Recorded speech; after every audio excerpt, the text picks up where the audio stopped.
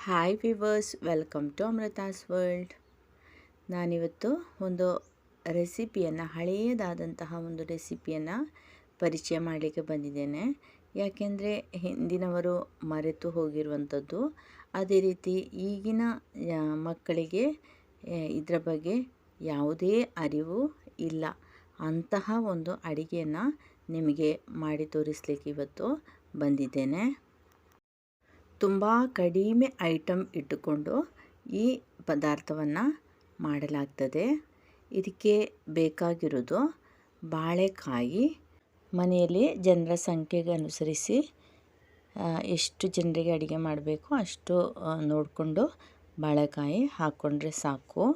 ಇದು ಹೆಚ್ಚಾಗಿ ಹಿಂದಿನ ಕಾಲದಲ್ಲಿ ಕೃಷಿಕರ ಮನೆಯಲ್ಲಿ ಈ ಅಡುಗೆಯನ್ನು ಮಾಡಲಾಗ್ತಿತ್ತು.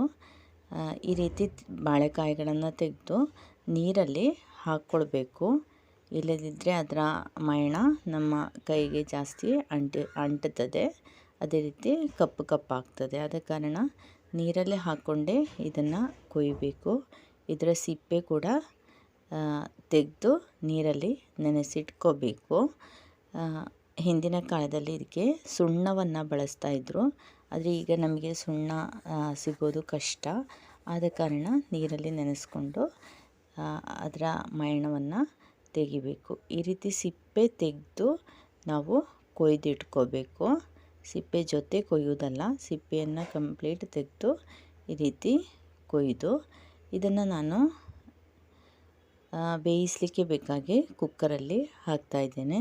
ಜಸ್ಟ್ ಒಂದು ವಿಸಿಲ್ ಮಾಡಿದರೆ ಸಾಕಾಗ್ತದೆ. ಇನ್ನು ಇದಕ್ಕೆ ಅಗತ್ಯವಿರುವಂತಹ ಉಪ್ಪನ್ನು ಸೇರಿಸ್ಕೊಳ್ಬೇಕು. ಎಷ್ಟು ಬೇಕೋ ಅಷ್ಟು ಉಪ್ಪನ್ನು ಹಾಕ್ಕೊಂಡು ಬಳಿಕ ಇದಕ್ಕೆ ಸ್ವಲ್ಪ ಅರಶಿನವನ್ನು ಸೇರಿಸಲಿಕ್ಕಿರೋದು. ಆದರೆ ಎಷ್ಟು ನಮಗೆ ಪದಾರ್ಥಕ್ಕೆ ಅಗತ್ಯ ಆಗುತ್ತೆ ಅಷ್ಟು ಅರಶಿನವನ್ನು ಸೇರಿಸಿಕೊಡಬೇಕು. ಇನ್ನು ಇದಕ್ಕೆ ಸೇರಿಸೋದು ನೀರು ಮಾತ್ರ. ನೀರನ್ನು ಅಗತ್ಯವಿರುವಷ್ಟು ನೀರನ್ನು ಸೇರಿಸ್ಕೊಂಡು ನಮಗೆ ಜಸ್ಟ್ ಒಂದು ವಿಸಿಲ್ ಮಾಡಿ ತೆಗೆಯುವ. ಅಂದರೆ ಇದಕ್ಕೆ ಅತೀ ಕಡಿಮೆ ವಸ್ತುಗಳನ್ನು ಉಪಯೋಗಿಸ್ಕೊಂಡು ತುಂಬ ಟೇಸ್ಟಿಯಾಗಿ ಪದಾರ್ಥ ಮಾಡುವಂಥದ್ದು. ಇಲ್ಲಿ ಒಂದು ವಿಸಿಲ್ ಆಗಿದೆ, ಈಗ ಬೆಂದಾಗಿದೆ. ಇದನ್ನು ಇನ್ನು ತಣಿಲಿಕ್ಕೆ ಬಿಡಬೇಕು. ನಾನಿಲ್ಲಿ ಒಂದು 3 ಸೌಟಿನಷ್ಟು ಕಾಯಿ ಹೋಳುಗಳನ್ನು ತೆಗೆದು ಇಡ್ತಾ ಇದ್ದೇನೆ. ಅದನ್ನು ತಣಿಲಿಕ್ಕೆ ಬಿಡುವ. ಈ ರೀತಿಯಾಗಿ ತೆಗೆದಿಟ್ಟುಕೊಂಡಿದ್ದೇನೆ. ಇದಿನ್ನು ಕಂಪ್ಲೀಟ್ ತಣಿಬೇಕು. ತಣ್ಣದಾದಮೇಲೆ ಇದನ್ನು ಒಂದು ಮಿಕ್ಸಿ ಜಾರಲ್ಲಿ ಹಾಕ್ಕೊಂಡು ಅರಿಬೇಕು. ಅದಕ್ಕೆ ಬೇಕಾಗಿ ನಾನಿಲ್ಲಿ 2 ಹಸಿಮೆಣಸು ತಗೊಂಡಿದ್ದೇನೆ. ಅದರ ಜೊತೆಗೆ ಈ ತಣಿದಂತಹ ಬಾಳೆಕಾಯಿ ಹೋಳುಗಳನ್ನು ಹಾಕಿಕೊಂಡು ಚೆನ್ನಾಗಿ ಗ್ರೈಂಡ್ ಮಾಡಿ ತೆಗಿಬೇಕು. ಇದಕ್ಕೆ ಬೇರೆ ಏನೂ ಸೇರಿಸಲಿಲ್ಲ, ಬಾಳೆಕಾಯಿ ಹೋಳುಗಳು ಮತ್ತು ಹಸಿಮೆಣಸು ಮಾತ್ರ. ಇದನ್ನು ಈ ಬೆಂದಿರುವಂತಹ ಇದಕ್ಕೆ ಹಾಕಿ ಚೆನ್ನಾಗಿ ಮಿಕ್ಸ್ ಮಾಡಿ ಕೊಡಬೇಕು. ಇನ್ನು ಮಿಕ್ಸಿ ಜಾರಿಗೆ ನೀರು ಸೇರಿಸ್ಕೊಂಡು ಇದಕ್ಕೆ ಹಾಕಿ ಕೊಡುವ. ಅಂದರೆ ಇದು ಸ್ವಲ್ಪ ಜಾಸ್ತಿ ನೀರು ಇದಕ್ಕೆ ಸೇರಿಸಬೇಕಾಗ್ತದೆ.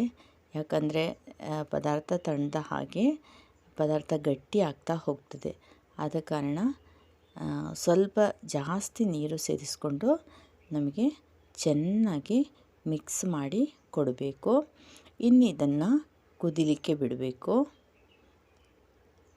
ಚೆನ್ನಾಗಿ ಕುದಿಯೋವರೆಗೆ ಕಾಯಬೇಕು. ಅಂದರೆ ಚೆನ್ನಾಗಿ ಮಿಕ್ಸ್ ಮಾಡಿ ಚೆನ್ನಾಗಿ ಕುದಿಸಬೇಕು. ಇನ್ನು ಒಗ್ಗರಣೆಗಿರುವಂತಹ ಸಮಯ, ಒಂದು ಗಮ್ಮತ್ತು ಒಗ್ಗರಣೆ ಬೇಕು. ಆದ ಕಾರಣ 1-2-3 ಸ್ಪೂನ್ ಎಣ್ಣೆ ಇಟ್ಕೊಂಡು ಸಾಸಿವೆ 1 ಸ್ಪೂನ್ ಹಾಕಿದ್ದೇನೆ. ಸಾಸಿವೆ ಚೆನ್ನಾಗಿ ಒಡೆದಾದ್ಮೇಲೆ ಅದಕ್ಕೆ ಒಂದು ಅರ್ಧ ಸ್ಪೂನಿನಷ್ಟು ಜೀರಿಗೆಯನ್ನು ಸೇರಿಸಬೇಕು. ಈಗ ಸಾಸಿವೆ ಒಡೆದಾಗ್ತಾ ಬಂತು.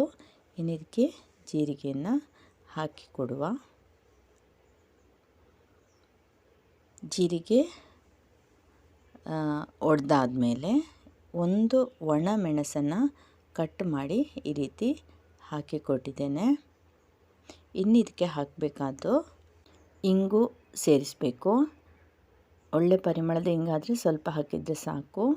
ನಾನಿಲ್ಲಿ ಹುಡಿ ಇಂಗು ತೊಗೊಂಡಿದ್ದೇನೆ, ಈ ರೀತಿ ಹಾಕಿ ಕೊಟ್ಟಿದ್ದೇನೆ. ಇನ್ನು ಇದಕ್ಕೆ ಕರಿಬೇವು ಕೂಡ ಸೇರಿಸಿ ಒಮ್ಮೆ ಚೆನ್ನಾಗಿ ಮಿಕ್ಸ್ ಮಾಡಿಕೊಂಡು ಇದನ್ನು ಕುದಿದು ಆಫ್ ಮಾಡಿದ ನಮ್ಮ ಬಾಳೆಕಾಯಿ ಈ ಪದಾರ್ಥಕ್ಕೆ ಹಾಕಿ ಕೊಡುವ. ಇದನ್ನು ಬಾಳೆಕಾಯಿ ಬೊಳಜ್ಜಿಯ ಅಂತೇಳಿ ಹೇಳಲಾಗ್ತದೆ. ತುಂಬ ಸಿಂಪಲ್ ರೆಸಿಪಿ.